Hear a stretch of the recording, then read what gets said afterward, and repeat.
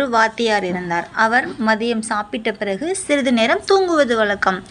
மாணவர்களை பாடம் படிக்க சொல்லிவிட்டு அவர் வகுப்பறையிலே சற்று நேரம் தூங்குவார். மாணவர்கள் ஏன் வகுப்பில் தூங்குகிறீர்கள் என்று கேட்பார்கள். அதற்கு அவர் திறமையாக பேசுவதாக நினைத்து தான் தினமும் கனவுலகிற்கு சென்று பல பண்டைய காலத்து ஞானிகளை சந்தித்து வருவேன் என்று கூறுவார். மாணவர்கள் அவர் சொல்வது பொய் என்று தெரிந்து கொண்டு வாத்தியாருக்கு பாடம் கற்றுத்தர ஒரு திட்டம் போட்டார்கள்.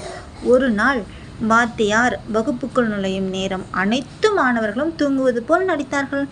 மாணவர்களை பார்த்த வாத்தியார் அனைவரையும் எழுப்பி ஏன் வகுப்பில் தூங்கினீர்கள் என்று கேட்டு திட்டினார். மாணவர்கள் அனைவரும் உங்களைப் போல நாங்களும் கனவுலகு ஞானிகளை பார்க்க சென்று வந்ததாக கூறினார்கள். வாத்தியார் முகத்தில் ஈ ஆடவில்லை. அதன் பின் தனது தவறினை உணர்ந்து மாணவர்களுக்கு பாடம் கற்பித்தார் வாத்தியார்.